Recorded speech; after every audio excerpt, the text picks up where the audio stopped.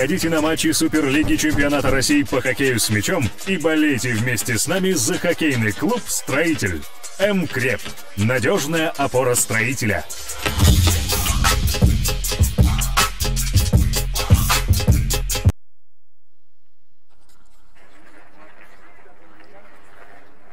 Доброго дня, уважаемые любители хоккея с мячом, русского хоккея. Начинаем нашу трансляцию с Сыктывкара, где через несколько минут стартует очередной матч Суперлиги России. Сыктывкарский «Строитель» принимает Красногорский «Зоркий». Обе команды у нас, скажем так, соседи по турнирной таблице. Есть у них еще, конечно, турнирные цели, задачи. Ну и игра обещает быть интересной, упорной, может быть, даже, наверное, в чем-то и рано. Вот у нас на экране слово, прошу прощения, на экране у вас стартовый состав Сыктывкарского «Строителя». В воротах сегодня у нас Максим Шакиров, полевые игроки Сергей Филатов, Кораблин, Владимир Васюк, Сергей Шибовкин, капитан команды, Никита Свиридов, Артем Лихачев, Евгений Левихин, Максим Зубов, Алексей Башаринов, Денис Сидаков. Запасные игроки «Строителя» Макар Якишев, Никита Агафонов, Александр Ваюшин, Максим Немцев, Максим Медведь, Артем Зимин. Ну и главный тренер Сыктывкарского «Строителя» Павел Франц. У нас в студии сегодня Алексей Карпов, и вот включается в работу Валентина Новикова. Валентина, доброго дня. Доброго дня всем ценителям русского хоккея. Добавлю к спичу Алексея о том, что все-таки «Строители» «Зоркие», они, хотя «Зоркие» немножко пониже турнирной таблицы, но все же количество очков равно, поэтому сегодня ждем интересную игру. Да, мы тут потихонечку прямо с колесом включаем свою работу, поэтому небольшие неточности могут быть в начале встречи, но думаю, нам их можно простить. Судьи у нас сегодня главный судья Вячеслав Курбанов, Кабакан, помощники арбитра Игорь Малышев, город Оренбург, и Сергей Сергеев, город резервный судья Юрий Габов, Сыктывкар. Впрочем, Юрий Габов совершенно недавно был признан одним из лучших помощников арбитра отечественной Суперлиги России, хоккея с мячом. Но мы видим, выходят уже команды. Найду уже «Строитель», найду, собственно, «Зоркий». Немножечко состоит сообщение. Инспектор матча Александр Молодцов. В общем, остается совершенно чуть-чуть. Уже в эфире. Что вы? Как я еще могу сказать, когда у меня вопросы задают? Мы в эфире уже. В общем, вот она, бригада арбитров. Сейчас мы тут, прошу прощения, со всякими отвлекающими маневрами справимся.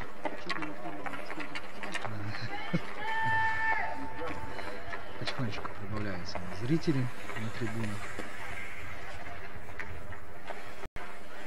Скажем, состав «Зоркого». Ну, сейчас... Нет, зачем нам состав «Зоркого»?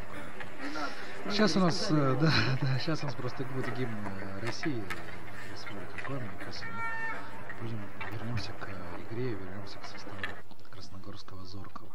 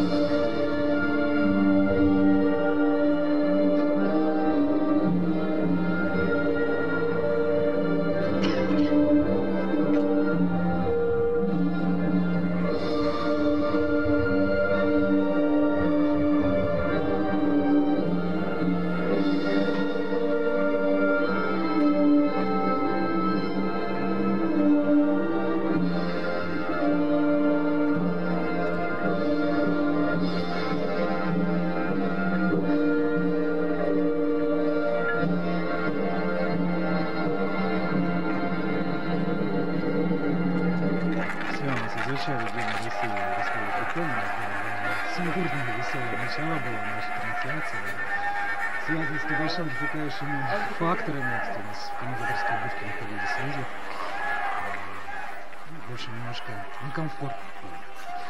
Вот у нас в центре поля капитан команд, судейская бригада. Мы обещали вам представить состав Зоркова. Давайте пойдем непосредственно по персоналиям.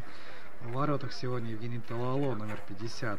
Антон Орловский, полевые игроки. Антон Орловский, номер 3. Максим Семенов, 4. Юрий Гаранин, 23. Александр Гаврилов, 21. Роман Сысоев, 33. Даниил Тюкавин, 66. Капитан команды Александр Потяшин, номер 6. Геннадий Бочкарев, 8 номер. Номер 20 Сергей Перминов и 71 номер Владимир Иванов.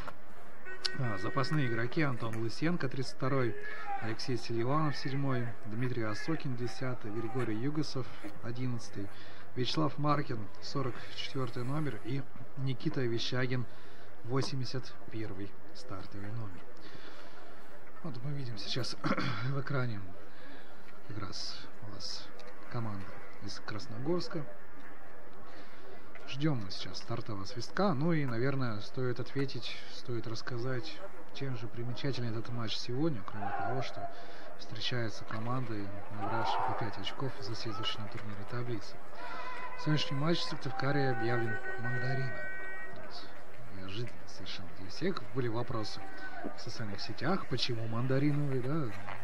Ну вот, Валентин, пожалуйста, я вижу ваше желание рассказать, что, почему и как. На самом деле все очень просто. Руководство строителя в последней домашней игре в этом году решило поднять болельщикам настроение, привнести нотку новогоднего такого веселья. И просто всем пришедшим на матч сегодня раздают мандаринчики. Вкусные, полезные, цитрусовые. Да, как уже шутили многие болельщики в сетях, закуску искать не придется. Стартовала у нас уже игра. Строитель развел мяч с центра поля. Вот что, кстати, мандарин под чай. Под чай. Я думаю, чай, да, прекрасный. Кофеечек из термоса тоже прекрасно закусывать мандарином. Ну вот, мы, думаю, после игры проконсультируемся с болельщиками, как оно было дело. И первый же стандарт на стартовых минутах зарабатывает строитель угловой. В прошлом матче в Архангельске сыктывкарцы неплохо, так скажем, давали угловые, добивались успеха после этих стандартов. Почему не продолжить эту тенденцию? Ну, видимо, не в этом моменте, не в этом эпизоде. В общем, раз мы сказали про Архангельск, конечно, стоит напомнить о том, что в прошлом туре строитель с Водником на выезде сыграл в ничью 5-5, при этом до 79-й минуты вел со счетом 2-5. Буквально за 10 минут упустил преимущество, играя в меньшинстве. Вначале не было 3 игроков, вот, и даже на последней минуте Максим Шакиров еще позволил сыктывкарцам вывести очко из Архангельска. Могло и вовсе плачевно все завершиться, но 5-5 вышел довольно неплохой результат. Строитель, в принципе, даже для большинства команд Суперлиги вывести из Архангельска такую боевую ничью. Наверное, такая Скай и Енисей выдавали ничью в таком поединке. В любом случае, для строителя 5 голов в ворота соперника — это здорово и классно. И плюс, напомним то, что в Архангельске, как писали местные СМИ, хоккеисты играли как ежики в тумане, на самом деле. В первом тайме действительно был туман, во втором рассеялся, скорости добавились. Очень рассчитываем, что и сегодня скорости будут постепенно возрастать по мере прохождения временных, скажем так, отрезков. Да? Ну, пока что строитель обозначает небольшой такой прессинг на чужой половине, выкатывается сыктывкарцы. Но дальняя передача, и здесь уже борьба за мяч. Никита Свиридов, 91 номер, вместе с Сергеем Переминовым из Зоркова. Зорки неплохо начали сезон, но ряд кадровых потерь, если не ошибаюсь, уже 4 человека из основы покинули ряды Красногорского клуба. И вот сейчас эта конечно, не та грозная сила, которая была на старте, но по-прежнему довольно серьезный и крепкий соперник. И тем более для Сыктывкарского клуба, который сезон тот начинал вообще не шатка, не валка, но это связано из-за игры с лидерами. А здесь еще один такой полумомент в исполнении Строителя. Выходил какие стандартные позиции, и здесь уже травму получает 6-й номер Александр Потяшный, капитан команды. Артем Лихачев приложил. Ну, вроде все в порядке с Александром. Самостоятельно поднимается с помощью вращения по хлебовостям. Это, как и многие болельщики помнят, да, чем завершился этот матч между Строителем и Зорким на Кубке России. Вот, когда травму тяжелую получил Антон Пинлендер из Сыктывкарского клуба. Ну, здесь, да, довольно жестко Строитель, но игровой момент. Надеемся, что Александр Потяшный продолжит встречу сегодня. Так вот, на том матче кубковом Антона Пинлендер пострелял Константину Волочугину из Зоркова. В итоге Антон травмирован, пропускает весь сезон из-за травм, а Волочугина Федерация хоккея с мячом дисквалифицирована на этот же сезон. Так что надеемся, что сегодняшняя встреча пройдет и без травм, и без дисквалификации. Ну, напомню, как раз таки в том матче на Кубке России также сыграли 5-5 Зоркий и Строитель. Надеемся, что сегодня все-таки кто-то вырвется вперед и не будет ничьи. Ну, в прошлом году вырвались вперед сыктывкарцы. Первую домашнюю победу в Суперлиге одержали на матче против Зоркова.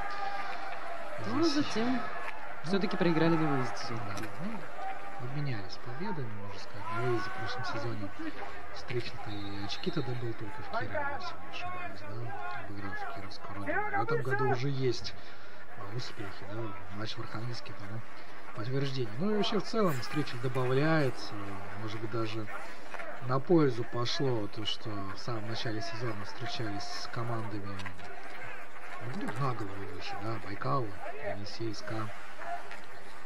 Потому что я думаю, что Строители в форме, даже хороший, вряд ли мог рассчитывать на положительный успех, скажем так, противостояние с этими командами. Заодно, пока играли против них, набирали форму, сыгрывались, выигрывали сочетания. Так что там результат, конечно, был не так важен. Ну, конечно, с точки зрения морали, может, было не совсем приятно, да, начинать сезон с таких поражений, как в матчах со СКА с Енисеем. Ну, вот время показывает, что оправился Строитель и готов теперь играть на равных, ну, буквально со всеми соперниками в Суперлиге. Ну, турнирная таблица в конце сезона, конечно, покажет о том, как Строитель играет со всеми на равных. Но, с другой стороны, Алексей, конечно же, прав в том, что было сложно морально играть с сильными соперниками, но тем лучше нам сейчас, когда мы входим в Новый год с равными соперниками и с равным счетом. Уже хорошо. Да, ну вот, как, наверное, даже сейчас еще бы несколько боев бы сыграть Строитель, пока команда на форме, пока дела идут как нужно. Здесь удар не сильный, точно в руки Евгения Тавало. Забирает вратарь мяч, ну, конечно, только ошибка вратаря позволит Сыктывкарцам надеяться на что-то в этом эпизоде. И Зоркий сейчас контролирует снаряд в центре поля. Не спешат гости. Кстати, сегодня, как любит говорить Павел Яковлевич Франц, у нас прям такая хорошая хоккейная погода. И хороший лед, как любит говорить Валентин на после-матчевой пресс-конференции. Я люблю говорить про плохой лед, Алексей, не стоит передергивать.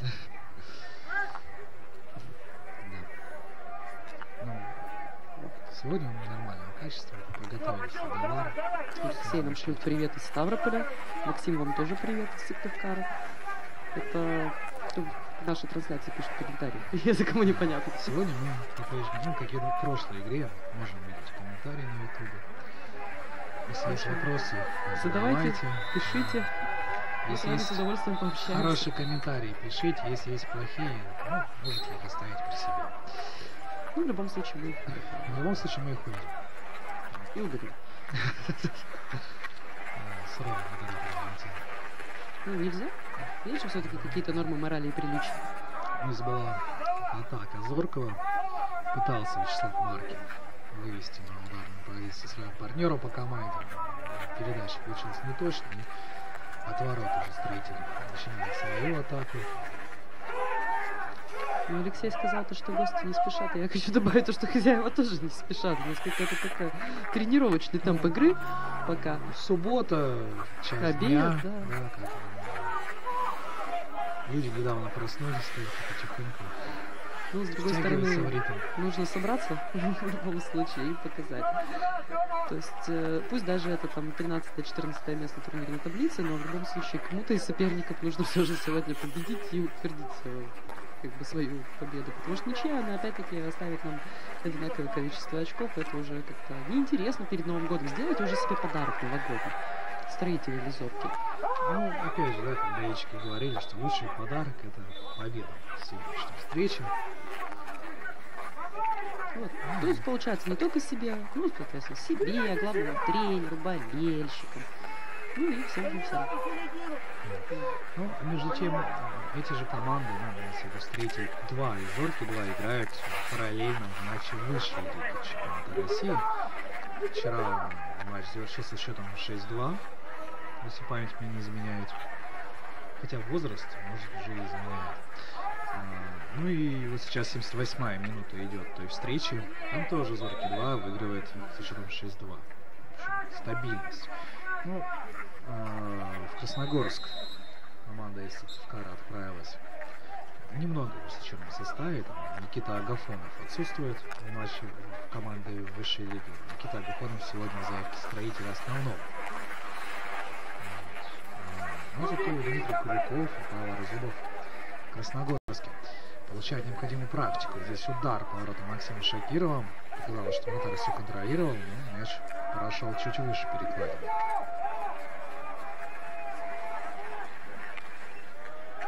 Строитель владеет мячом. Передача на Алексея Башаринова. Борис Алексей Ингл. Денис Судаков. Не удается ему обокрасть гостей. Ну, стандарт хотелось бы тоже заработать в этом эпизоде. Но, к сожалению, для хозяев только из-за боковых матча выиграл Сыктывкарцы. Кстати, подтянулись болельщики в субботу днем, наконец-то. У нас просто в начале матча было такое малое число зрителей. Но все-таки они подтягиваются, продолжают подтягиваться. А мандарины завершаются. Мандарины заканчиваются, да, то есть... Встречает болельщиков строителя в входе стадиона медведь, талисман хоккейного клуба, и вручает всем мандарин. Ну, это мы призываем тех, кто сейчас дома сидит на диванчике и смотрит трансляцию, все-таки в Сыктывкарцам из дома выйти, прогуляться по прекрасной хоккейной погоде и подойти на стадион. И немножечко провитаминизироваться. Не помешает. Тем более в Сыктывкаре сейчас не эпидемия, конечно, да, но очень довольно Всплеск заболеваемости. Наверное, это слышно по нашим голосам. Надеемся вообще, что слышно, да, потому что вот с таким хриплым горлом вести трансляцию тоже не очень легко. Ну, Алексей, давайте сойдемся на том, что трансляцию вести все же лучше. Хорошо же, что вы не артист хора, например. Вам не нужно сейчас что-то петь. Я, кстати, сейчас сразу же вспомнил эпизод, буквально на прошлой неделе. Голландский комментатор назвал себя самым худшим в мире. Он проводил матч на телеканале Евроспорт, но это благо не реклама, да? Это был последний его матч в карьере, и он вместо того, чтобы комментировать происходящее на поле, ну, практически как мы с вами, Валентин, да? Он рассказывал истории из жизни, травил анекдоты и даже пел Фрэнка Синатра. Ну, удаление сейчас у Зоркова. Рассказывать историю из жизни, наверное, мы с вами сможем. Насчет Фрэнка Синатры, не знаю. Может быть, заменим творчеством какого-нибудь национального композитора, споем Мария Моль. Моим, вот, например, голосом, наверное, Сергей Шнуров с вашим Алексей голосом нормально бы зашли песни и группа Лесоповал, мне кажется. Вот прям душевно было. Я куплю тебе дом в прудах в Подмосковье. Это не Лесоповал, это Круг. Это Лесоповал. Да? Сейчас вот на всю страну. Да, признались, что не знакомы с творчеством культовой группы. Ну ладно. Прорехи в знаниях мы, конечно же, заполним. Я думаю, сегодня посвящу вечер прослушиванию песен группы Лесоповал. Ну и просмотру, надеюсь. голевых эпизодов сегодняшней игры, а их пока ровным счетом 0. Ну, в общем, как и 0 на табло всего сейчас находится в графе у обеих команд. Но игра действительно неспешно развивается. Я думаю, хоккеисты знают о мандариновом настроении и просто ждут, пока все догрызут свои мандарины на трибунах. И после этого все-таки вступят в игру. Может, им не досталось просто самим. Обидно. Ну, обязательно после игры. Ну, если в игру. Есть еще одна. Это попытка, наверное, даже больше атаковать. Но, тем не менее, угловой строитель зарабатывает. По такой игре, которая проходит в первые минуты матча. Угловой — это опасно. Ну, ждем реализации углового. Хотя вот на самом деле все-таки строитель не отличается постоянной реализацией стандартов, вот как его вот соперники именно из первых строк таблицы. Но не получилось. Опасно было. Мяч в руках у Евгения Тололо. Уверенно вратарь сыграл, выбрал правильную позицию. Ну, здесь было довольно сложно ошибиться с ней. Мяч полетел практически по центру ворот. Но все равно. В любом случае, мы наконец-то видим все-таки удары куда-то хотя бы в сторону ворот, а не в середине поля. Вратаря, да, из центра площадки. Ну, собственно, начинают разыгрываться наши команды. Хоть как-то. Ну что, проблема строителя была в этом сезоне именно по стартовым минутам, да, и первого тайма, и второго. Тоже в Архангельске, да, Водник вышел вперед в дебюте второй половины встречи. Но потом сыктывкарцы находят частенько в себе силы вернуться в игру.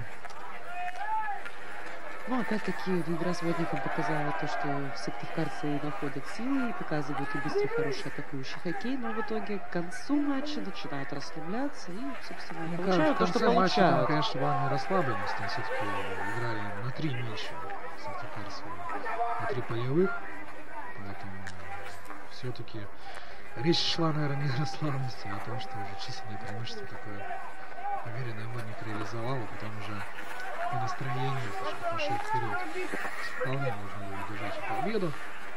В любом случае, в этом сезоне у Водника было гораздо больше годовой подготовки, и Водник, можно смело сказать, то, что на порядок сильнее команды, чем строитель, поэтому результат ничья, это хорошо. Мы сейчас возвращаемся к матчу Зорки.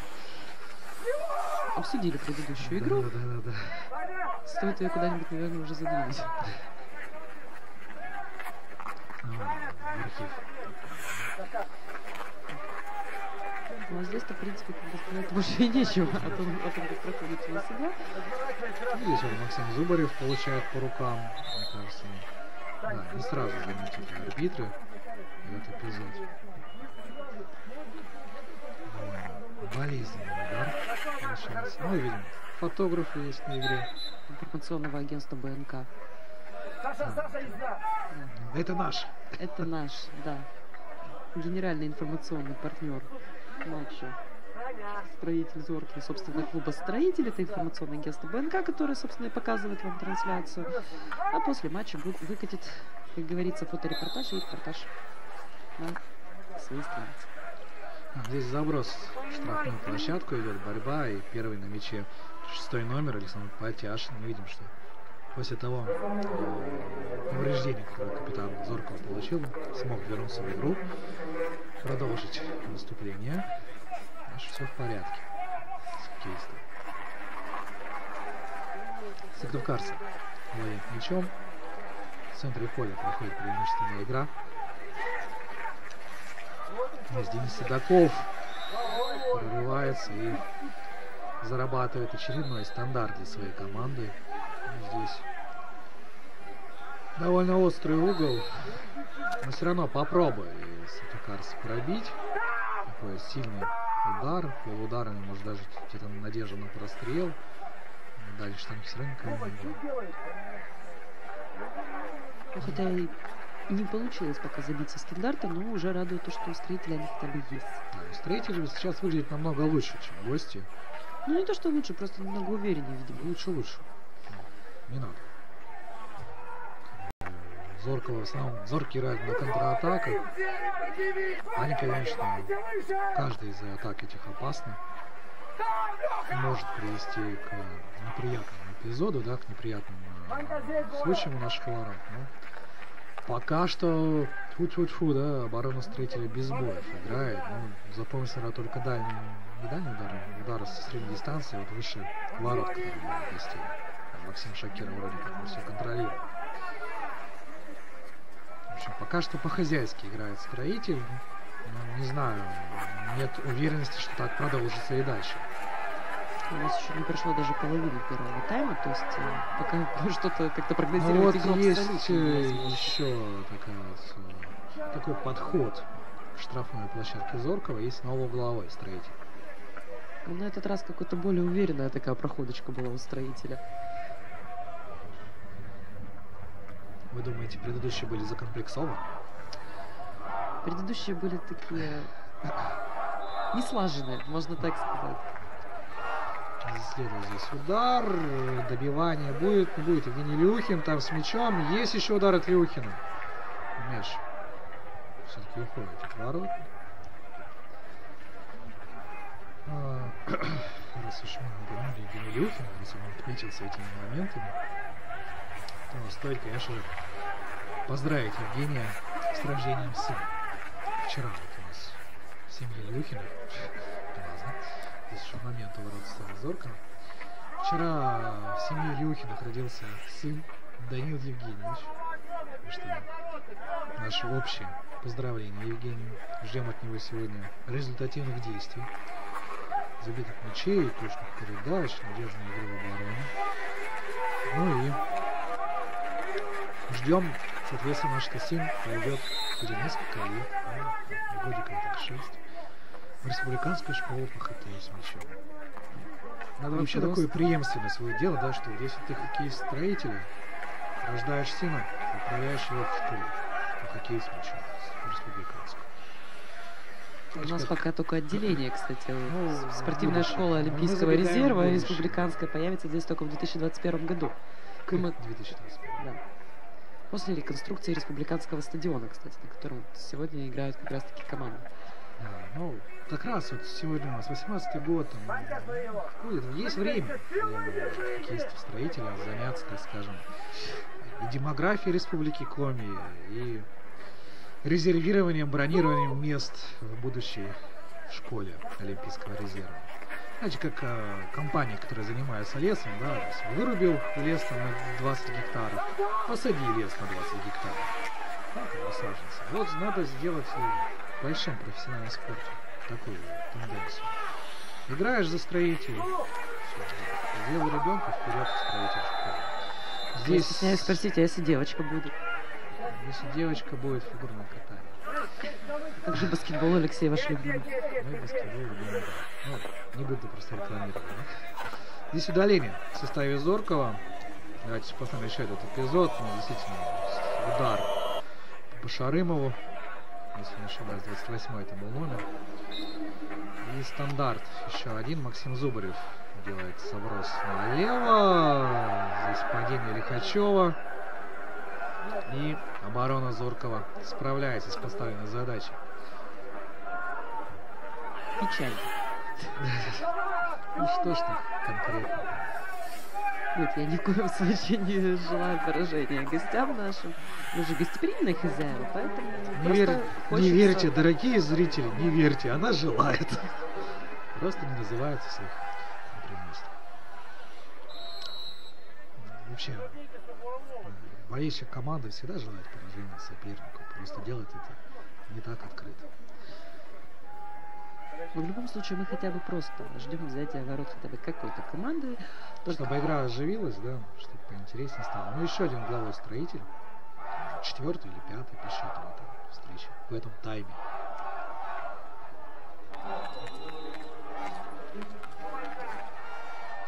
И что? Рядом с воротами мяч прошел. Трибуна, конечно, поторопила немножечко, да? Уже.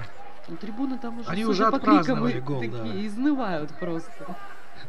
Мы пришли на игру, а мандарины еще не съели. Я думаю, сейчас наш белый мишка пойдет по второму кругу раздавать мандарины, чтобы чем-то занять болельщиков, которые может петь ждут Фрэнка открытия Синатру. счета. Он может петь Фрэнка Синатру, пока идет игра.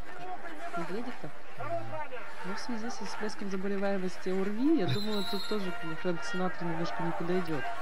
Скорее, снова Лесоповал и Шнуров будут в репертуаре нашего медведя, которому, кстати, Шнурова петь точно нельзя, потому что это не радийный формат. А на игре у нас дети.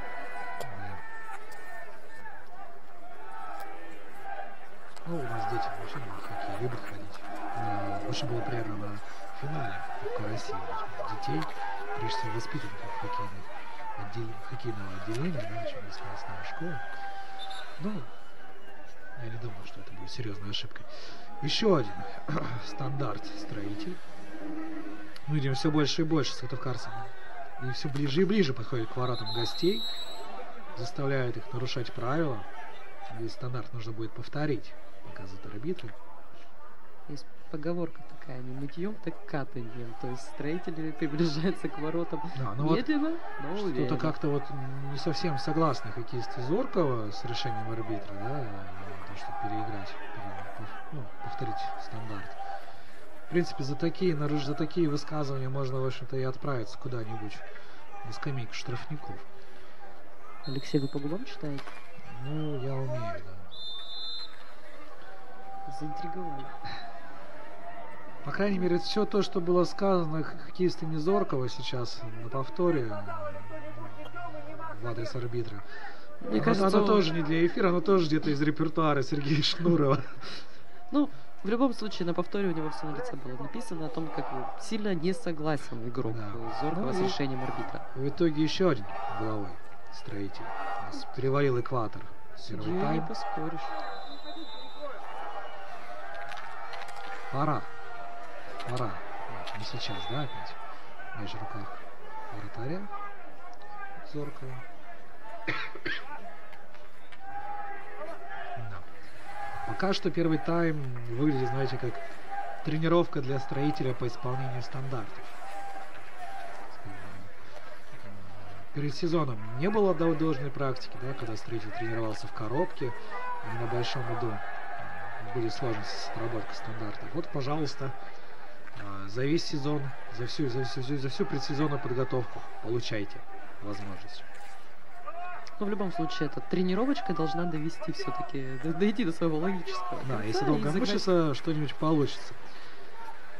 Загнать мячик в ворота. Надеемся. Ну, как в футболе, да, 3 угловых пенальти. Вот у нас уже на 2 пенальти строитель проиграл в таком случае.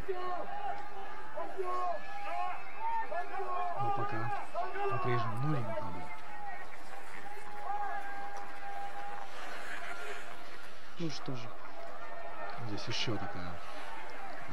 Здесь 3 хоккеиста сразу Зоркова вступили в отбор, и тем не менее мяч у строителя остался.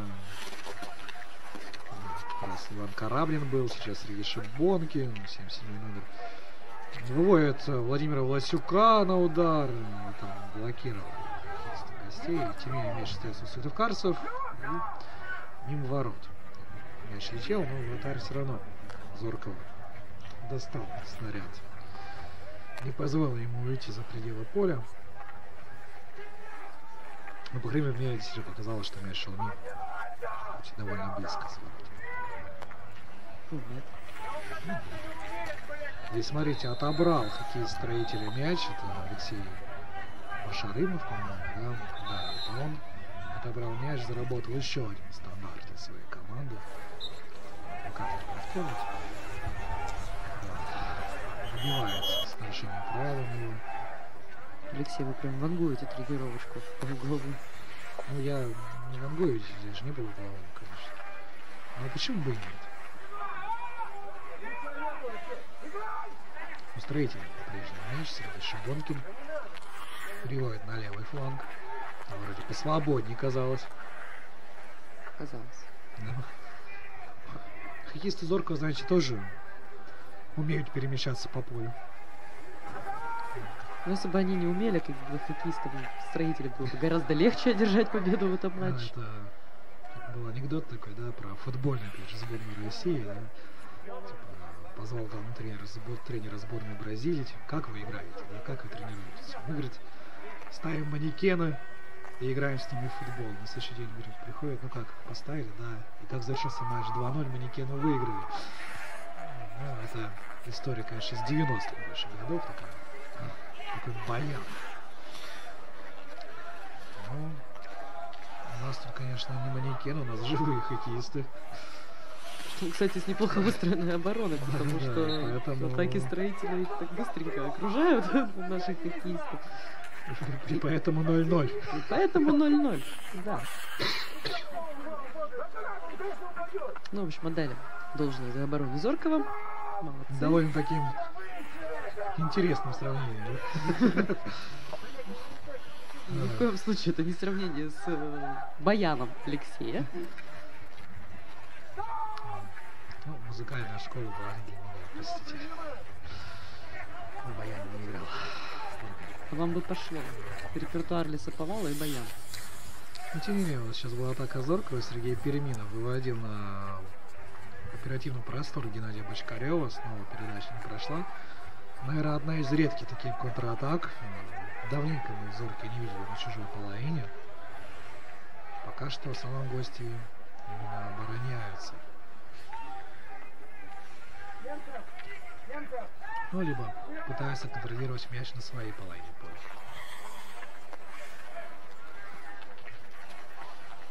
Как сейчас, да? Здесь удалось сохранить мяч гостям. И вот уже потеря. Пожалуйста, да, и это Иван Кораблин, третий номер, проходил. Выбили мяч просто в аут красногорцы. Ну, вот сейчас по картинке такое впечатление, что гостям тяжело даются эти минуты обороны. То есть уже дыхание переводит потихонечку.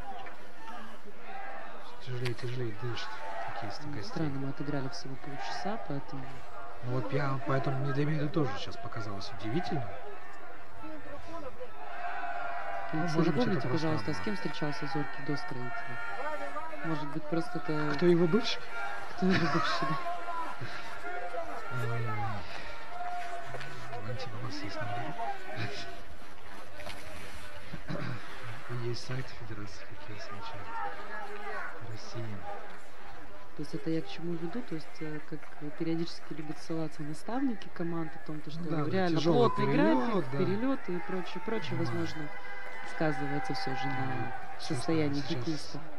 Не припомню. Пока вы смотрите, мы параллельно просто скажем, что у нас проходят и другие матчи Суперлиги в это же время. Так, Динамо Казань дома обыгрывает Кузбасс со счетом 4-1. Мурман проигрывает на своем поле Сипсельмашу 1-2. Ну и вот третья играет наш. Как раз у нас здесь без забитых мячей, как вы видите.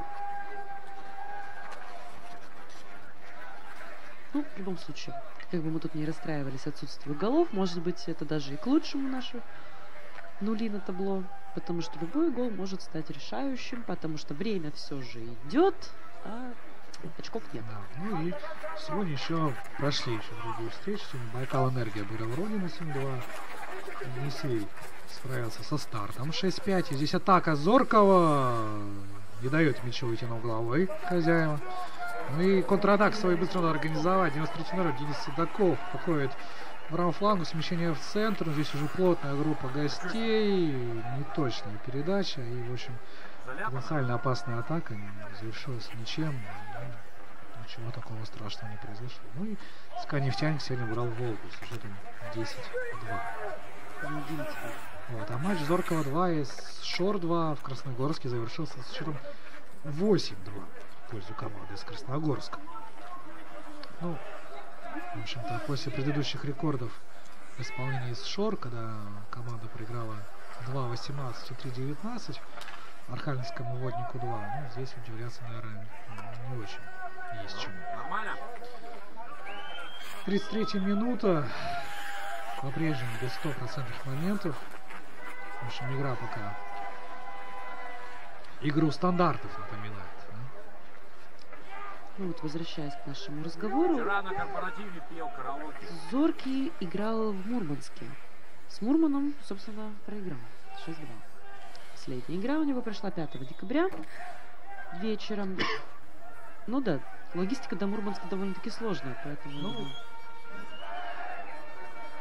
Летал, не знаю, но Мурман, в общем, команда примерно одного уровня со строителями Зорки, если так, на бумаге, если посмотреть. Ну, кстати, у Зоркова так же, как у Строителя, в начале сезона были встречи именно с лидерами турнирной таблицы, то есть до выезда Зорки играл с Кузбассом и Уральским Трубником, собственно, тоже проиграл. Ну, почему тоже? Ну, потому что Строитель тоже проиграл. Знаете, Тоже дома проиграл. Кузбасс мы как бы и обыграли. Я сейчас бы сделал акцент все-таки на Трубнике Уральском. Не знаю. Сейчас таким голосом сказал, как будто Никита Михалков. Ой, потихонечку. В общем, сошлемся на логистику. Спишем на нее усталость, кажущуюся игроков Зоркова, но в любом случае у нас впереди уже, кстати, довольно-таки скоро перерыв, может быть. Будет время отдохнуть. Да, и команда может... Ну и хотелось бы, конечно, на этот перерыв уходить не с нулями на табло, да? Вот. Хоть думал, что сейчас услышат нас кисть Строителя, но пока что не достучался. Я предлагаю Алексею достучаться до них в перерыв. Хорошо. Павел Яковлевич, думаю, лучше меня справится с этой задачей.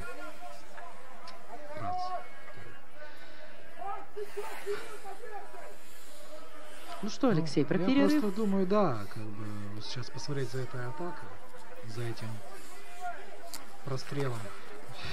Я не знаю, назвать ли это может прострелом или нет, это просто, скорее всего, кисти гостей отдали наш Строитель. Ну, мы счет не можем, может вы попробуйте снова, да? Может еще угловой заработаете. Давайте проверим. Вот, ну, в перерыве у нас традиционные для болельщиков конкурсы. Да, вы подождите про перерыв. У нас Максим Зубарев входит в штрафную. Здесь падение без помощи. С помощью 12-метровый. 12-метровый назначает ворота Зоркова арбитры. Здесь удаление в составе гостей. Максим Зубарев заработал опаснейший стандарт для своей команды, но заработать стандарт и его реализовать все-таки пока разные слова, да, по значению. Алексей, не будьте пессимистом. Давайте подождем немножечко. Реалистом. И надо действительно подождать, посмотреть, к чему приведет 12-метровый. Конечно, прекраснейшая возможность. Денис Садаков у мяча вот на точке. Денис Садаков против Евгения Тололо. Мистер Тололо, да, как вы помните? Песенная такая трансляция. И гол! Да! 1-0. Ну, здесь без шансов для вратаря. Точно перекладин послал Денис мяч. Были в этом моменте, в этом году, в этом сезоне у Дениса не реализованы 12-метровые. Я даже не знаю, какая у него точность реализации, процент реализации. Поэтому, конечно, скажем так, с волнением ждали удара этого. Но он оказался точным, и Строитель вышел вперед. 1-0. То есть Карского клуба, давайте еще раз посмотрим. Повтором. Ну здесь, да, неотразимо пробивает. Абсолютно без шансов для... Силу пробил. Ну и здесь сила совпала с точностью. Вот здесь еще вот пропускать в ответной атаке так не хотелось бы. Вот. Но, в общем, время перерыва приближается. В перерыве у нас будут конкурсы для болельщиков. Победитель конкурса, да, получит не только мандарины, но и сертификат и бонусную карту от компании МКРЕП, надежного помощника Строителя. Также будет разыгран билет в кино от информационного агентства БНК и официального дилера Шкода в Коме автосалона Квета Авто. Ну и мы хотим напомнить болельщикам, чтобы они сохраняли билеты на матч. Сейчас еще не здесь офсайд, да? Билеты на матч сохраняли. И каждый из болельщиков в конце сезона может выиграть еще и крутые суперпризы. Да, это фирменный велосипед марки Шкода от Квета Авто, набор инструментов от сети магазинов МКРЕП и от агентства БНК Центнер бензина. Если вы не будете сохранять эти билеты, то центнер бензина заберет себе Валентина. Поэтому не дайте свершиться это. Алексей, вы тут в прямом эфире меня практически в коррупции обвиняете. Мне нельзя забрать себе центнер бензина, потому что... Подставные лица. Ну, к сожалению, билетов на матч у меня нет, потому что все честно, значит. В комментаторскую кабинку нас пропускают без билета. Да, у нас все честно, поэтому центнер бензина достанется одному из болельщиков, который сейчас в эти минуты находится на трибуне, переживает за свою команду и видит хорошую, на самом деле, игру, равную. И очередную угловую. И очередную угловую, да. Здесь попадает мяч в стенку, как мне показалось. Она так дрогнула, но выдержала этот удар. И здесь уже от ворот.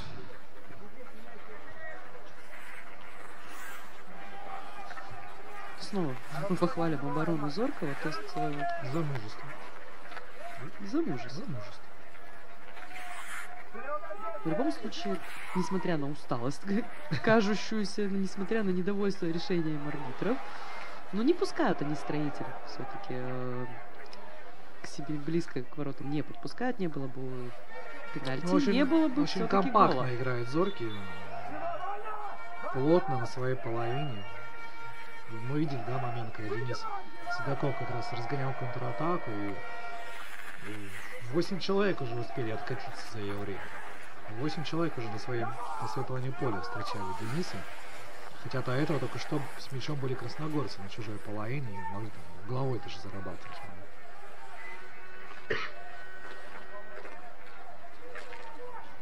Такая там упорная борьба за мяч происходит, кстати. Да, и Владимир Волосюк, еще кого там только нету, да, Владимир Волосюк наш любимый хоккеист в составе Хакерского Строителя, игрок, который закрывает абсолютно все позиции на поле, а вот здесь Денис Судаков сразу 2 человек на себе собрал, и больно, по-моему, всем троим, да, как бы и Денису, и Максиму Семенову, и Алексею Селиванову из Зоркова. Может, повторно покажет, если есть такая возможность, что там такое эпичное понять, что случилось, произошло, да? Вот Евгений Люхин возле мяча, новоиспеченный отец, да, как мы уже говорили. Ну, у Евгения Люхина пока что все складывается хорошо. Вчера родился сын, сегодня команда лидирует, да, мы не можем говорить побеждает, пока лидирует. Вот, боюсь, что завтра произойдет. Уже не знаю. Даже как и пошутить. Выиграет автомобиль Спортлото. Выиграет центнер бензина, смотрите. Ну, кстати, он же посещал все матчи Строителя. Ну, единственное то, что да, без билета. Не выиграет Евгений Люхин центр бензина, потому что он безбилетник. А так было бы удобно, да, я думаю. Евгений все-таки воспитанник Кировской школы хоккея с мячом. До Кирова удобно на машине ездить, да, здесь в деле как раз нужная вещь. А так, Зорков. Был с мячом Владимир Иванов. Вот он сейчас еще надавал по шее Денису Судакову. С нарушением правил, конечно. И очередная атака Строителя. Опять Зоркий показывает чудеса обороны. Ну, гораздо нам приятнее наблюдать за такой игрой, да, чем если бы на месте Зоркова был бы Строитель. Ну, нам уже приятно то, что Строитель все-таки на чужой половине поля в основном находится. Поэтому пока все хорошо, пока все ровно. У нас остается чуть больше 3 минут. Все хорошо, если вы не болельщик Красногорска, да, сейчас в этом минуте. Я думаю, то, что болельщики Красногорска сейчас тоже не особо переживают, потому что впереди еще второй тайм, и всего отрыв-то минимальный у Строителя. Поэтому все может поменяться в любой момент. Ну, мы как болельщики Строителя, конечно же, думаем, что, ну, может, уже все, может, закончится. Здесь атака Строителя. Максим Зубарев оставлял мяч партнеру, но не точно, да, первым на мяче оказался хоккей Зоркова. Снова с мячом Строителем от Корабля. Свечка на чужой половину и мяч в руках вратаря.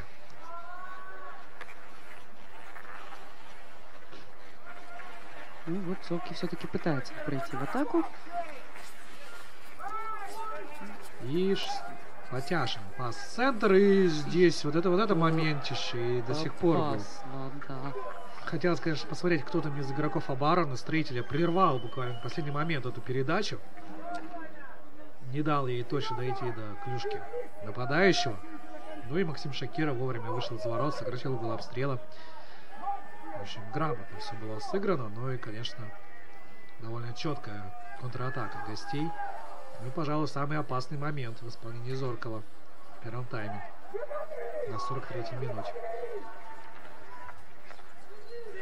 Ну, как я уже говорила, болельщикам Зоркова не стоит расстраиваться. Здесь офсайд. Здесь, конечно же, не совсем оборону Строителя, скажем так, готова. Продолжим хвалить оборону Зоркова. Нет, мы сейчас похвалили оборону Строителя, да, потому что не совсем оборона Строителя готова даже пропускать хоккеистов, гостей 1 на 1 с вратарем своим. Так что пока что игроки обороны с обеих сторон почти без ошибок. Почти, потому что все-таки 1-0 на табло есть.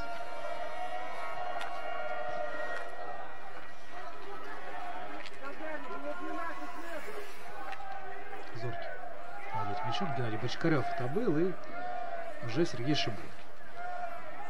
Ну, пока наши комментаторы оправдывают Зоркий за пропущенный мяч, только тем, что, как мы уже говорили, да, на самом деле сильно урезан состав команды, ушли сильные игроки. И, собственно, вот комментаторы говорят то, что первый матч и сегодняшний матч Суперлиги — это две абсолютно разные команды. Ну, это, что сказать, такие есть, да? Мы тоже уже отмечали то, что ряд ведущих игроков покинул команду. Поэтому для Сыктывкарского Строителя, в принципе, очень даже хорошо, что мы играем именно сейчас, а не на старте сезона с Красногорском.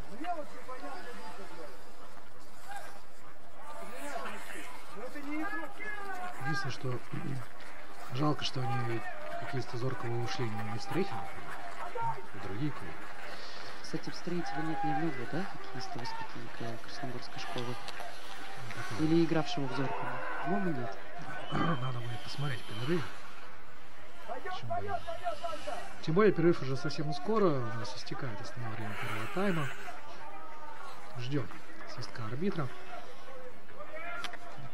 Смотрите, как по традиции, да, когда мяч в воздухе, звучит свисток. Но пока его нет. И есть еще одна атака Строителя, возможно. Получится или нет. И Сергей Шимонкин уже не форсирует события, скажем. Тянет время. Давайте называть вещи своими именами, на самом деле. Последняя минута еще идет. Было добавлено. Павла Яковлевича Франца нам показали. Да. Чем-то недовольного, кстати. Он посмотрел, как Ивана Кораблина прямо перед ним выкинули с поля прямо за бровку. Может быть, недоволен тем, что не было нарушения правил в этом эпизоде, да, может, чем-то другим. Его здесь не надо, еще угловой только не надо приводить на ровном месте. Ну, мы думаем, игроки Строителя узнают, чем недоволен Павел Яковлевич. Вот буквально через 30 секунд. Я думаю, реализация угловых. Все-таки. Хромают угловые. Но сейчас просто доигрываем первый тайм. Здесь, конечно, вне игры. Мы снова вернулись к тренировочному темпу такому. И Зоркий тоже, мне кажется, сейчас не рванет всей командой на чужую половину. А даже наоборот, ошибка на своей половине. Есть возможность заработать еще один угловой у сыктывкарцев. И вот на нем мы завершим нашу трансляцию в первом тайме. Да, потом, конечно, вернемся во втором, логично. Так что давайте посмотрим угловой. Давайте пробьем угловой так, чтобы Павел Яковлевич был доволен. Верните улыбку на лицо тренера, ребята.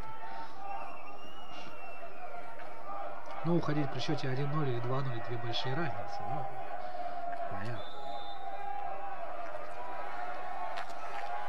Ну, не вернули. 1-0 осталось в первом тайме. Строители выигрывают у Зоркова за счет точного 12-метрового удара в исполнении Дениса Садакова.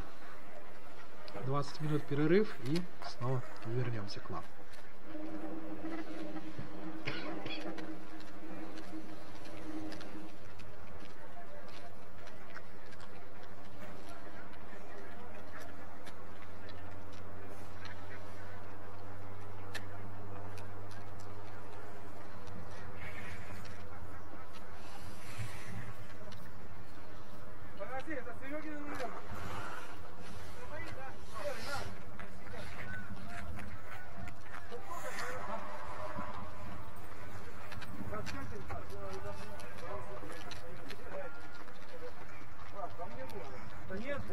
Значит, это он выбил мяч синий, а не желтый. Там получилось, там был лютный. Он впереди был момент, что он выбил. Не было. Я же был рядом. Да, я был. Там Брикона. Он первый мяч выбил.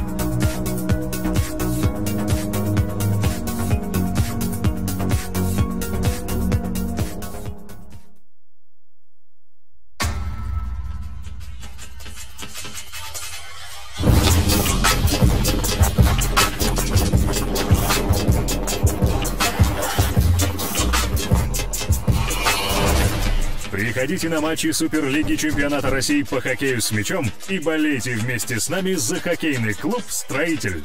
МКреп. Надежная опора строителя.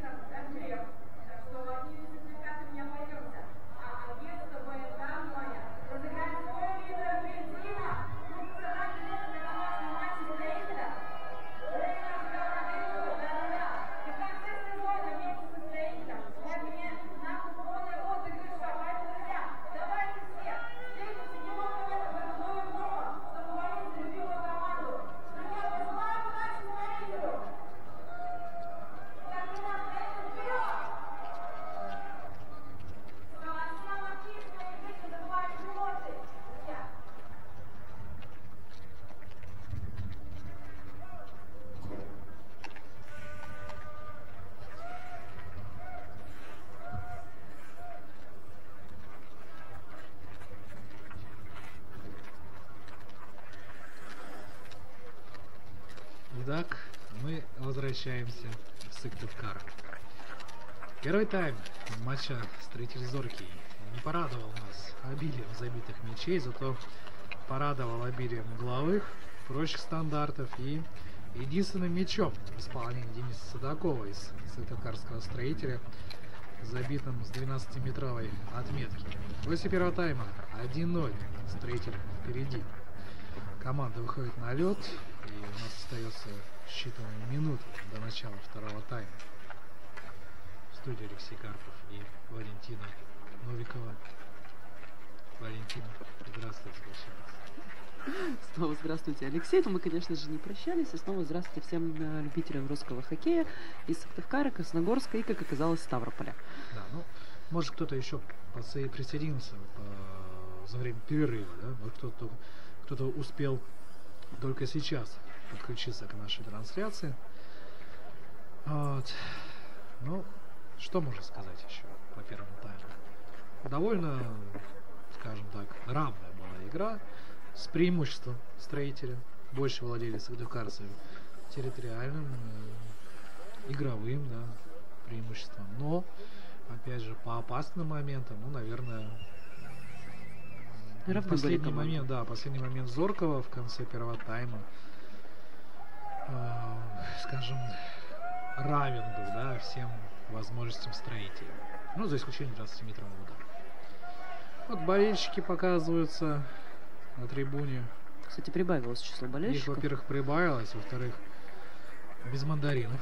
Я сейчас смотрел пристально. У нас сегодня, как напоминаем, мандариновый день. Алексей, передайте привет Кирову, который, оказывается, тоже смотрит нашу трансляцию. И привет, конечно же, Кирову, нашим соседям. Ждем с нетерпением приезда кировчан в Сыктывкар. Знаю, что и Сыктывкар в Киров поедет тоже хороший десант болельщиков. Так что, безусловно, привет кировчанам. Рады, что вы с нами. Алексей, вы, кстати, заметили на трибунах болельщиков Зоркова? Честно? Я вот пока тоже не видел. Да? А, они есть, да? Как в ДМБ, да? Видишь, Суслика? Он есть. Ну, мне кажется, просто как бы по логистике, наверное, приедет все-таки из Подмосковья какие-то болельщики, потому что, в принципе, недалеко. Раз уж мы заговорили о том, что Киров там ездит недалеко. Ну, если уж из Хабаровска приезжали ребята. Не ребята, там одна девушка приезжала. На Кубок России, кстати. Что ж, все готово к началу второго тайма. Надеемся, что он повеселее пройдет, чем первый. Но, с другой стороны, нас, в принципе, и такой счет устраивает.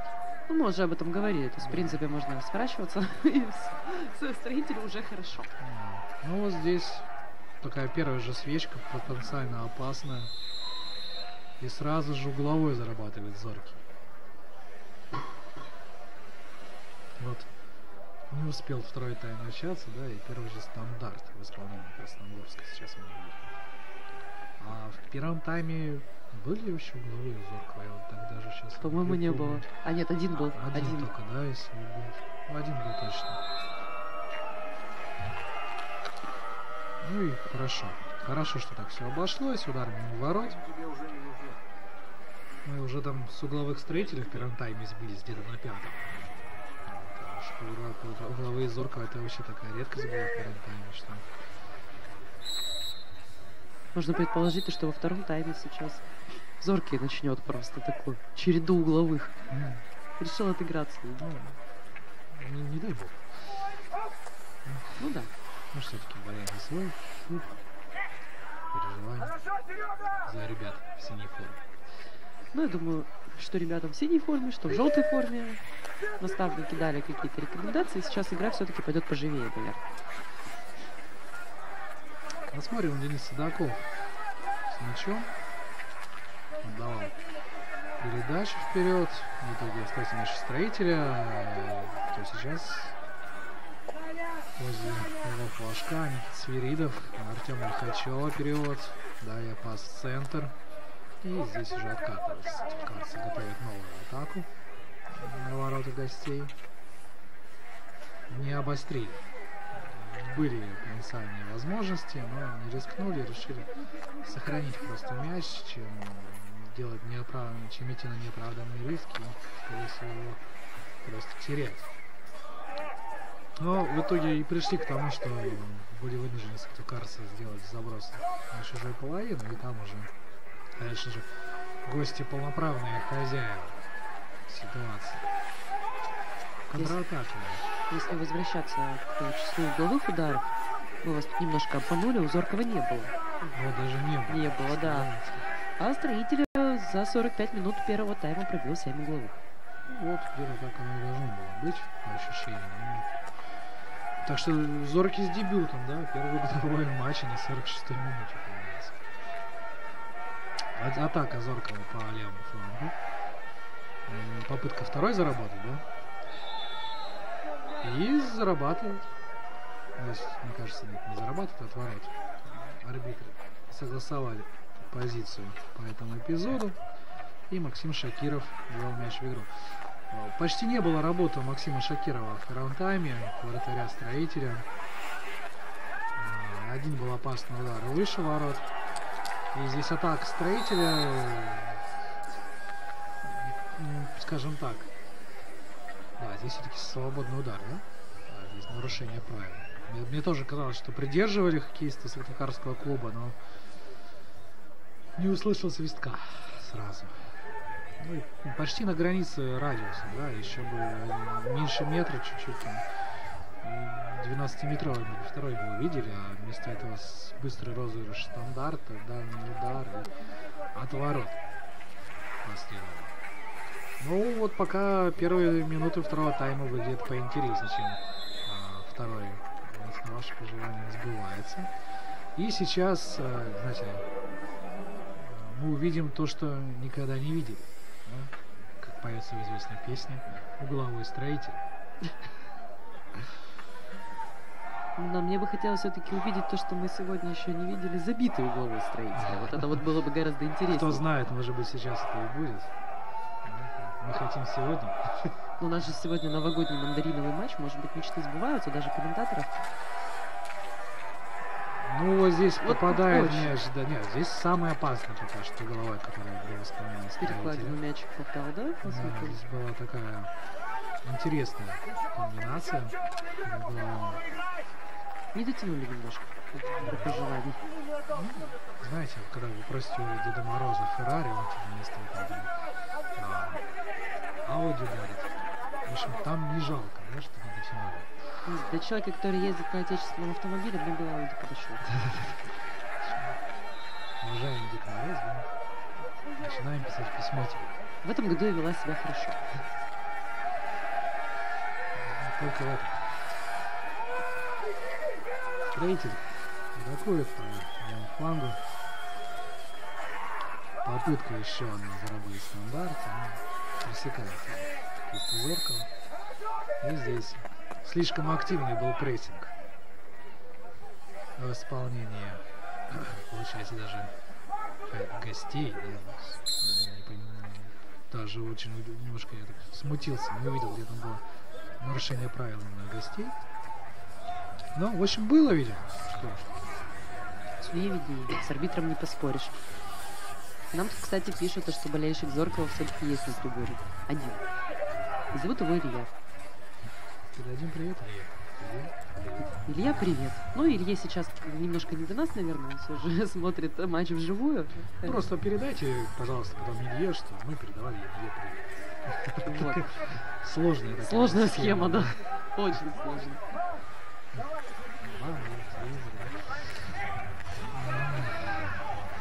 Ну, я думаю, Илью мы еще увидим, нам оператор, наверное, покажет. Так, задача для оператора — найти на трибуне болельщика Зоркова. Надеемся, что он в форме. Ну, кстати, видите, там в левом уголке был желтый. Да, может, это он. Может быть. Это чисто про предположение. Ну, либо нам сейчас расскажут, где стоит Илья. Да, конкретно. А мы расскажем уже оператору. Там, третий ряд, ну, первый сектор. С географическими координатами просто. Геолокация пусть просто включит. Здесь строитель перехватывает мяч на чужой правой поле. Нарушение правил было, придержали. Ну, вот у нас болельщики развлекаются, подбадривают команду. И заодно немножко согреваются такими одобрительными возгласами. Артем Лихачев.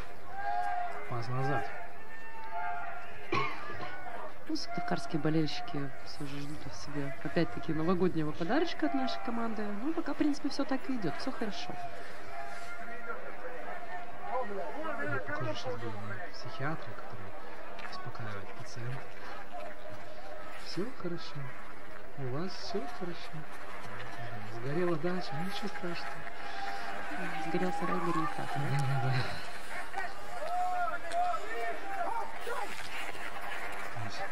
ошибка была в центре пояса строителя стороны. В итоге уже зоркий на чужой половине владеет мячом. Наши с вами, Алексей, призывы, по ходу дела, подействовали, потому что болельщики все приходят и приходят, как ни странно, вот иногда показывают. Мандарин-то закончился, ребят. Вы чего? Я думаю, не стоило этого говорить в эфире, что да. закончились мандарины. И сразу, знаете, такая толпа. Даже если закончились мандарины, но спортивная удача строителя пока не закончилась. То есть мы пока лидируем в этом матче. Ну и, собственно, снова приглашаем всех на стадион, еще успейте досмотреть. Тем более погода нормальная, минус 9 градусов, если не ошибаюсь. Да? Да, солнышко у нас тут вообще прекрасно. Настоящая такая северная зима. Настоящий северный зиму вы, конечно, сами еще увидите, мне кажется, в этом сезоне. Я о том, что хорошая, красивая, приятная, северная зима, да. В моем понимании, настоящая северная зима — это когда тебе 30 градусов, и ты в валенках и в шубе идешь на работу. В метель в Воркуте. В метель в Воркуте. Вот, они вот минус 9, приятная погода, практически без ветра и на хоккей. Второй вариант все же предпочтительный. Лучше на хоккей, чем в Воркуте в валенках на работу. А здесь опасная атака Зоркова. И вот это гол! 1-1. Посмотрите, какой он шедевр просто сотворил. Прошел хоккеист Зоркова по флангу, убежал от всех и такую плюху просто пульнул под перекладину. Вот это голешник, конечно, здесь.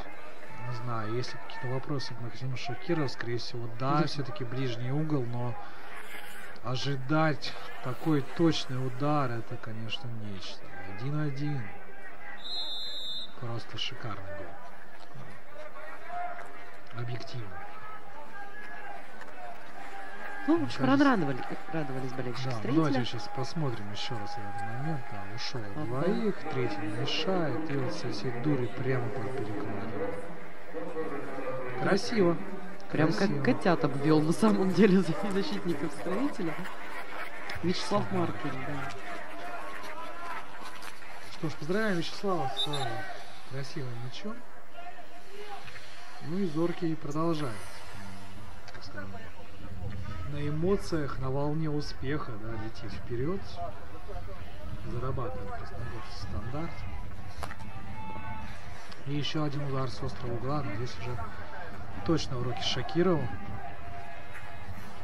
Вратарь такого уровня вряд ли позволит себе за одну минуту два схожих мяча пропустить. Ну и там, конечно, никто не ожидал такого удара. Вообще, никто бы не поверил, что можно с такой позиции пробить, когда Маркин пробил. Притом так точно. Да. Поздравляем болельщиков Зоркова.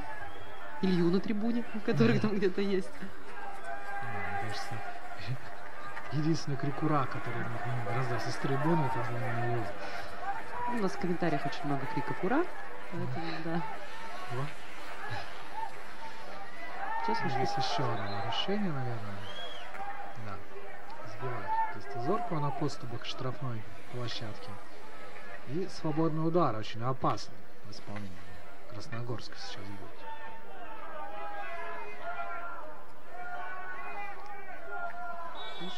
Еще один шанс укрепить счет. Ну, здесь мимо ворот проходит мяч. Надо с этой Карсом все-таки собраться, прийти к себе. Мне кажется, для них это такой... Этот мяч стал каким-то шоком, таким откровением, громом среди белого неба. Как же так? Мы же давили. Были лучше. Вот такая вот плюшка прилетает. Ну, надо собраться. Времени в вагон для обеих, конечно. Ну, строителю на самом деле нужно додавить просто. Нужно просто играть в ту же игру. Как бы это не звучало тавтологично, да? Какая была до забитого мяча. И не привозить на ровном месте себе угловые. Потому что, ну, это реально на ровном месте. Ничего не угрожало. И неточно передача на своей половине. Вот еще угловой. Прекрасно.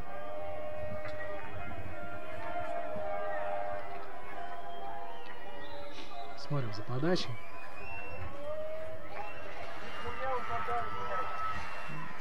оказалось, что не совсем успешным. Да, и уже мяч в центре поля. Исполнительница Зоркова остается по-прежнему гостей. И от ворот Максим Шакиров.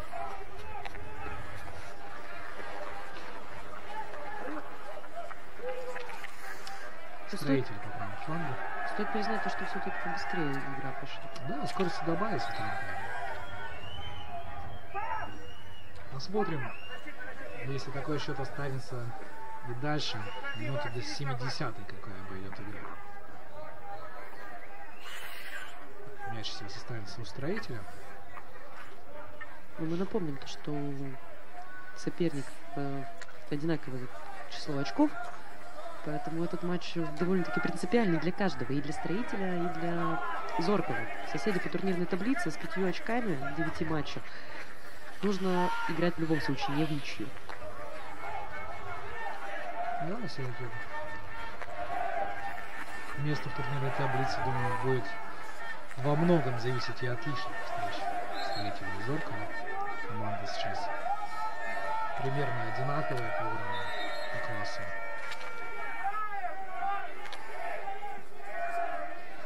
Ну, Строитель зарабатывает еще один свободный удар на чужой половине, до ворот далеко.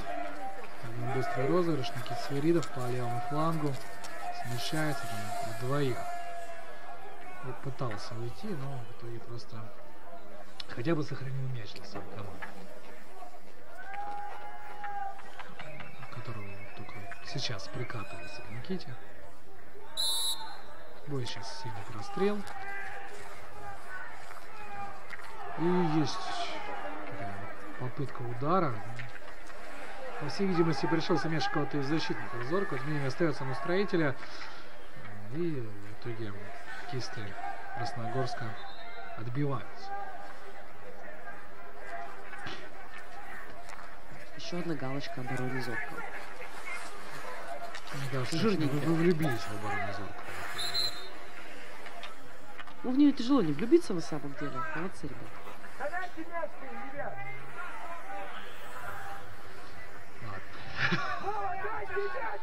Алексей выдумывал шутку и решил все же не шутить. Да нет, я просто подумал, оборона 4 игрока. Если все позовут замуж, за кого пойдет?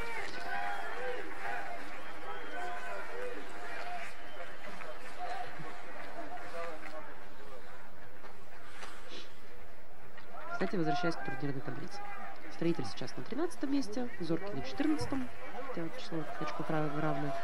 И на 15 месте у нас Родина, которая сегодня сыграла с Байкал Энергией 7-2.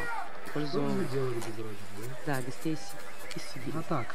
Снова Строителя, Никита Свиридов. А в центре никого. В центре, точнее, было 4 игрока, но там, где был мяч, никого. И контратак Зоркова по левому флангу идет, убегает хоккеист. Сближается с вратарем. Удар в руках Шакирова мяч. Вот по-настоящему опасный момент у ворот Строителя. И Максим Шакиров, мне кажется, реабилитируется за пропущенный мяч. Здесь не доставил нападающий Строителя снаряд. Какой-то не за лицевой.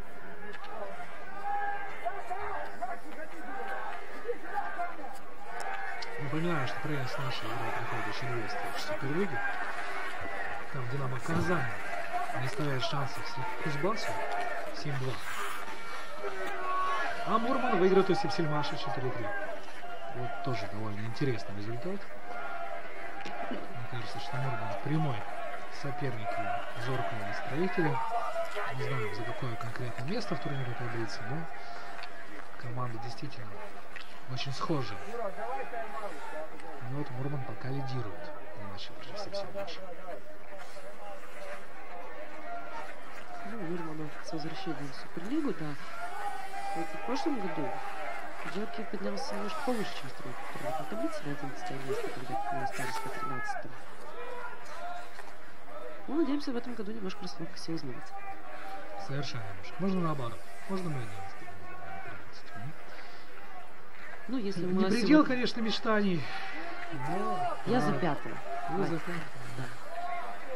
Хорошо. Я думаю, вполне адекватная оценка сил нашей прекрасной команды, нашего прекрасного тренерского штаба. Почему бы и нет? Ну, например, понятно. Здесь бывает. Строитель Алексей Башарин оказался на льду. И без ударения, да? С ударением. И в итоге вообще у нас тайм-аут. Пока мы думали, есть ли ударение или не ударение, у нас тайм-аут. Я смотрю за этим повтором. За вот этим, да? И 7-й номер Алексей Селиванов. Он очень хорошо обошелся с Алексеем Башарыновым, со своим тезкой.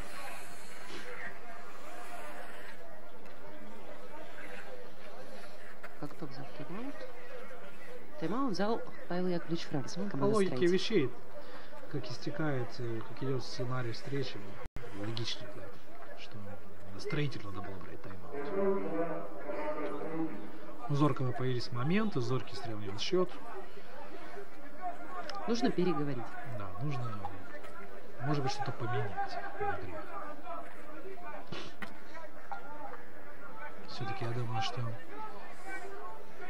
ничья не устроит, наверное, даже ни одну из команд.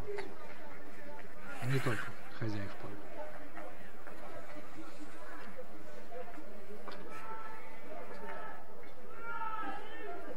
Такие идут переговоры. Игроки с обеих сторон внимательно слушают наставников. А знаете, бывает, вот когда показывают тайм-аут, не только в хоккее с мячом, в других видах спорта. Кто-то слушает, да, кто-то там одним ухом, кто-то там воду пьет, кто-то что-то еще чем-то занимается. А вот здесь вот так смотришь, и пристальное так внимание у каждого из игроков, каждой из сторон. Понимает, видимо, важность текущей встречи. 25 минут на это время осталось. Ну, еще 1,5 минуты будет добавлено за тайм-аут. Ну, время нам пока не критично, времени много. Интересно, к чему приведет свежий взятый тайм-аут. То есть, в любом случае, какой-то результат, наверное, будет. И мы его сейчас с вами увидим. У меня была какая-то тактика, да? Да. И я ее придерживал. У нас будет какой-то результат. Мы его получим. Да. Ну, в общем, сейчас любой результат можно будет назвать результатом тайм-аута взятого. Как ни странно. И возобновляется игра. Строитель владеет мячом. Зоркий уже чуть повыше встречает. В первом тайме, но не было такого, что на чужой половине было хотя бы 2 игрока вести. Проход по правому флангу. Пас-центр.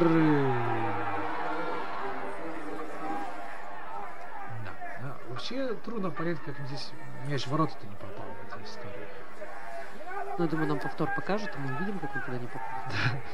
Я бы не отказался от повтора, как он туда попал, знаете ли. Но такого пока нет.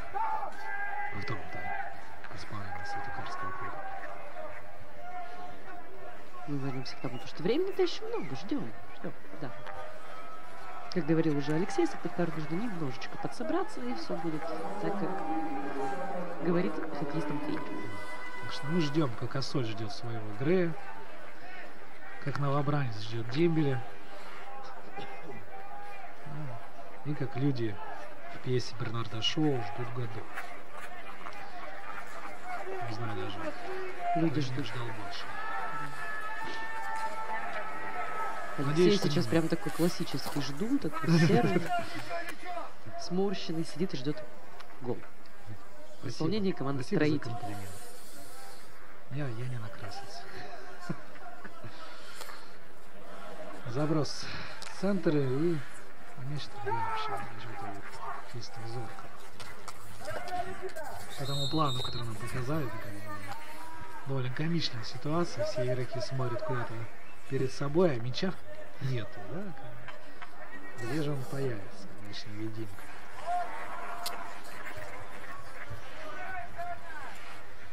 Является он уже на плане поля Строителя. Здесь Борьбу за него выигрывает сыктывкарцы. Евгений Леохин.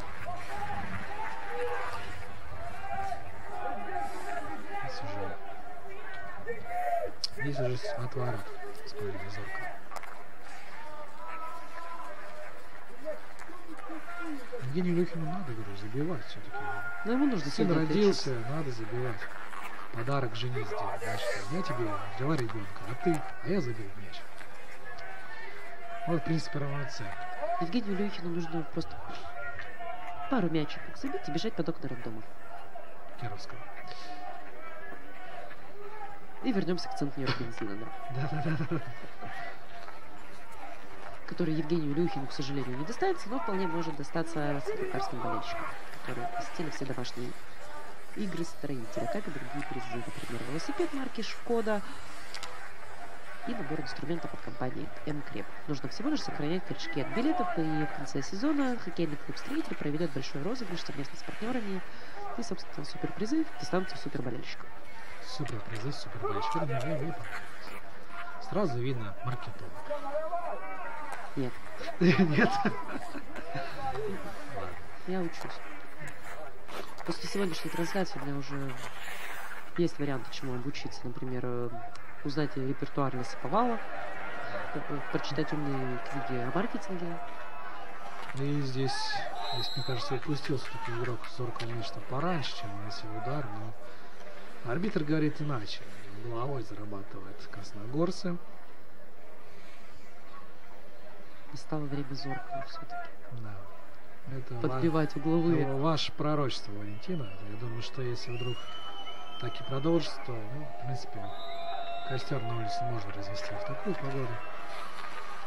А сжечь-то человека можно в любую. Здесь в погоду в любую можно сжечь человека. Это вы, конечно, правильно сказали, но, к сожалению, это уголовно наказуемо, Алексей.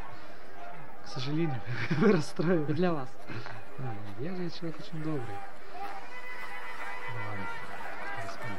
И вот Строитель с этой головой.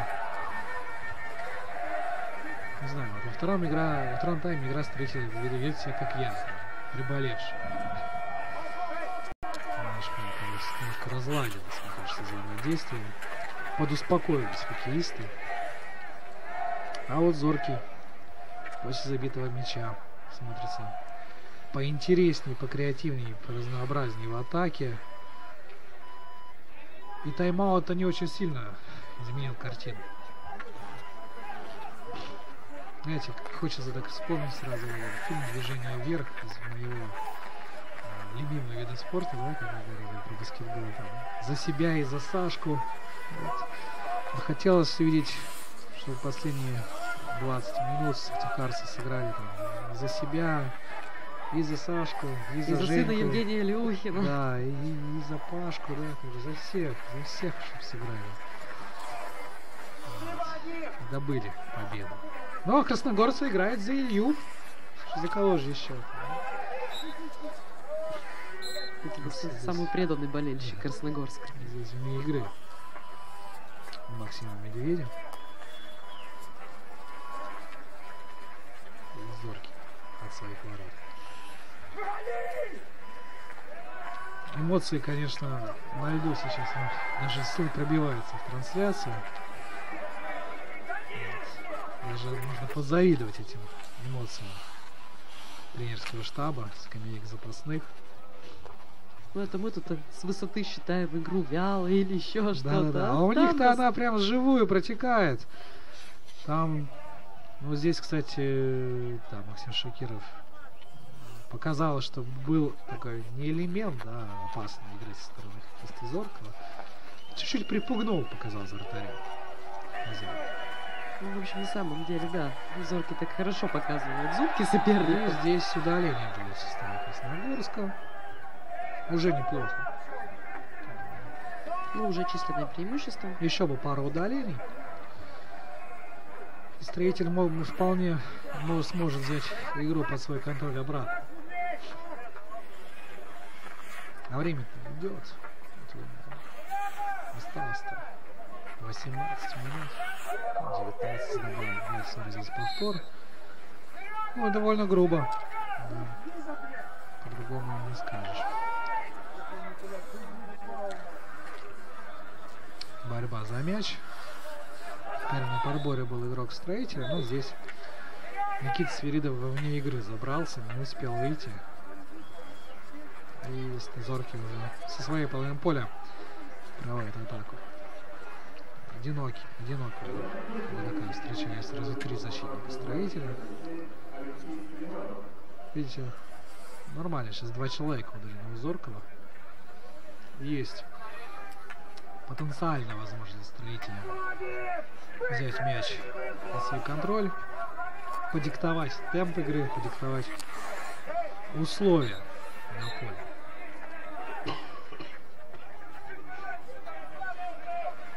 Осталось только это реализовать, конечно. Выход, Максим Зубарев. Кировская связка. Александр Ваюшин. Зубарев! Гол! 2-1. Каша не замучил. Главное 2-1. Главное, Строитель забивает. Евгений Тололом здесь немножечко расстроен. И это показывает радостных болельщиков. Кто не прыгает, тот не болельщик Строителя. И сейчас мы так Илью и определим. Давайте найдем грустного Илью. Да. Радуются трибуны. В общем, прекрасно. Хорошее настроение видим, да, у болельщиков. Мандариновый. Ну что ж, сейчас будет поинтереснее, да, но здесь Свиридов пас на Зубарева, Зубарев безукоризненно под перекладину. С этого ракурса еще раз убеждаемся, что это пас отдал Никита Свиридов, 91 номер. Но забил Максим Зубарев все-таки. Нашего Свиридова, прошу прощения, забыл еще Денис Седоков. Мне показалось 23-й, а не 93-й. Ну, если 93-й, значит у Дениса Седокова вообще дубль в сегодняшней игре. Сейчас, секундочку. Там поправочка была. Все-таки 23-й, наверное, Максим Зубарев. В общем, тот случай, когда мы с вами безошибочно говорили автора мяча сразу, а все остальные ошиблись. Плюсик к армии можно себе поставить. Еще и пойти к окулисту и сказать, что ты не прав, но нормальное время. Не 0,5-0,5. Хотя бы по картинке. Что ж, у нас еще треть второго тайма. Самые такие волнительные минуты. Все-таки воспользовался своим числовым преимуществом. Это радует. И еще одна атака. Александр Ваюшин сбивает его снова. Александр Ваюшин, наша такая маленькая коми-ракета. Хоть родом из Архангельска.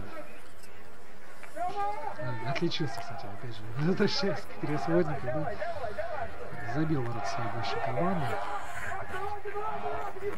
Вот. Ждем, может быть... Коми-ракета мне очень понравилась.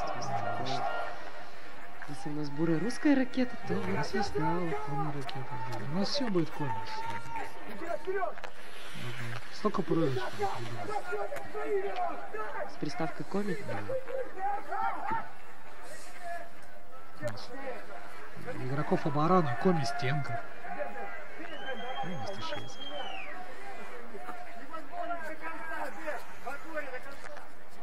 А по игре в таком случае, что у нас еще может быть коми?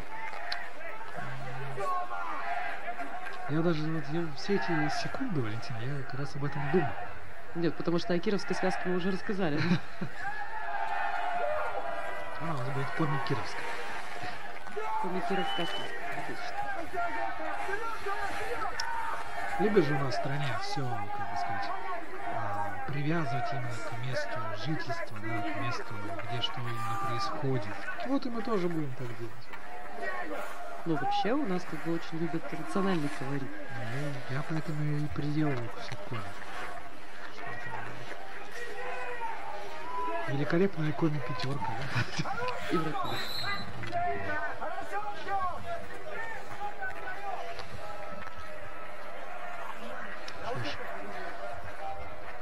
Но сейчас не очень, скажем, спешат хоккеисты хозяев. Свиридов играет свою любимую игру, называется «Обойди 10 игроков соперника». Иногда игра завершается на 3-м, сейчас где-то человека на 5-м завершилась. То есть, немножечко Хороший результат. осталось. Ну, есть к чему стремиться. Сергей Шибонкин получил немножко по рукам от хоккеиста Зоркова. Ну там и хоккеисту Зоркова тоже досталось в ответ. Такой вот довольно курьезный эпизод.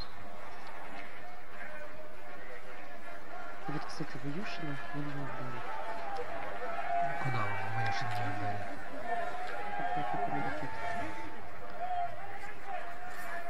Павел не отдали, знаете. Ну, наверное, комментаторы пишут, то, что все же ракета должна быть поморская, а не Коби. Вы про это. Я-то Да. и удивился, думаю, как нам не отдали. Ну, будет... Так-то, конечно, я же говорю, что так-то не Зархатовский играет за нас, поэтому будет Коми ракета. Ну, будет заводник когда-нибудь играть, будет поморские чисто ракеты. Ну, в общем, Архангелогородцы все же Против. против, да. Национализация, как говорится, игроков-строителя родов из Архангельска.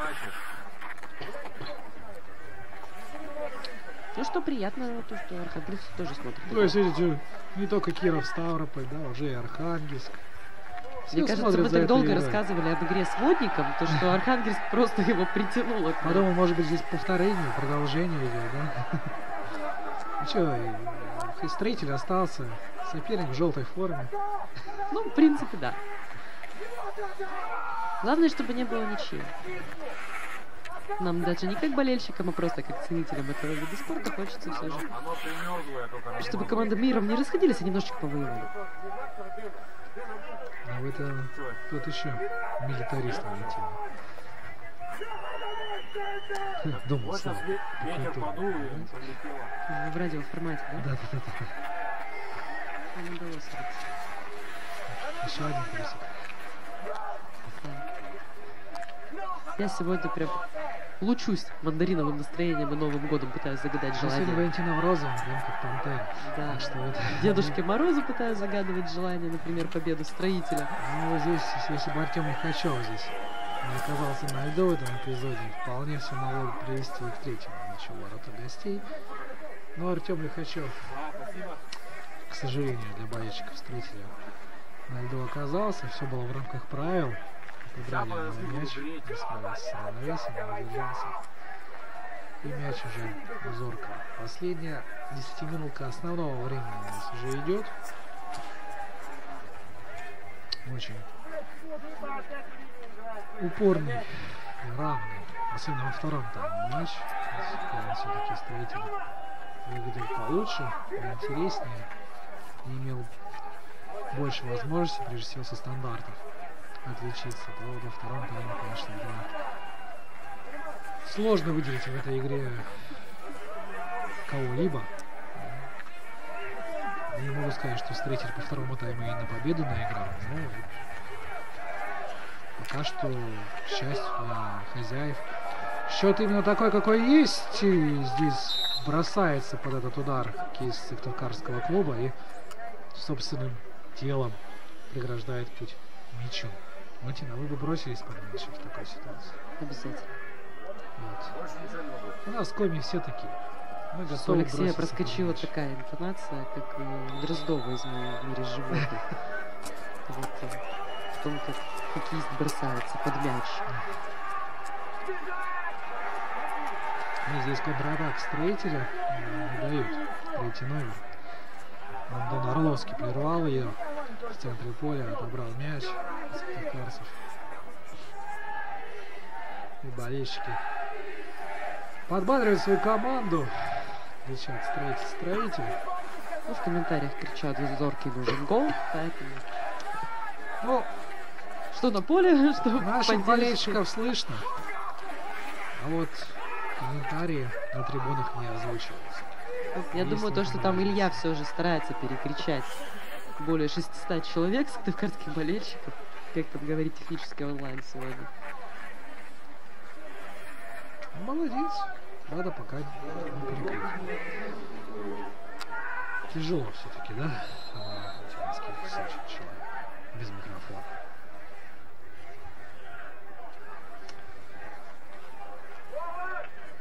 Остается мяч строителя сейчас. Такие вот круги по полю. Знаете, как в «Ну погоди», да, когда он вырисовывает такие же круги, какие строители делают. И вне игры. Ну и заодно Никита Свиридов продемонстрировал, что умеет набивать клюшкой мяч. Ну, ему тоже галочку. Плюс очередной. На конкурсе профмастерства World Skill, да, он был выиграть. Какой профессия? Столоварение. А так, строителя, ну нет. И вроде как бы и бить хотел, а вроде как бы и наоборот было далеко, и угол острый, и прострел не получился. От множества вариантов голова закружилась. Выбрал не самый лучший. Игрок хозяев. Что на самом деле очень жаль. Сейчас вот строителю стоит, наверное, еще раз подсобраться немножечко и увеличить преимущество в счете, и тогда, в принципе, можно будет спокойненько доигрывать. Собрались, нахохлились. Да. А тем временем у нас 5 минут осталось, как ни странно. Ну да, еще полторы добавим. Вот, меня комментаторы поддерживают, да, правильно. Строителю нужен еще один гол и увеличение отрыва. Комментаторы меня поддерживают. Вас поддерживают. Да. Можно на выборы с такой поддержкой пойти. Хотя бы депутаты из совета города. Там все равно сейчас не платят. Ну, так как нас смотрит Киров, Архангельск, Ставрополь, мне нужно еще выбрать какого города. Но тем не менее, здесь... В котором платят, например. Параллельно удаление в составе Сыктывкарского клуба. Иван Корабль, если не ошибаюсь, отправился досматривать игру со скамейки штрафников. Очень надеюсь, что он там останется до конца, до финального свистка. Не потребуется выходить на поле. Ну, здесь ответное удаление. Видите, такие ярые жесты арбитров, знаешь, как будто тектоник танцует.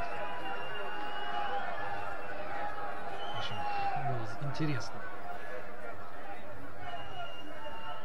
В общем, недолго Зорькин радовался.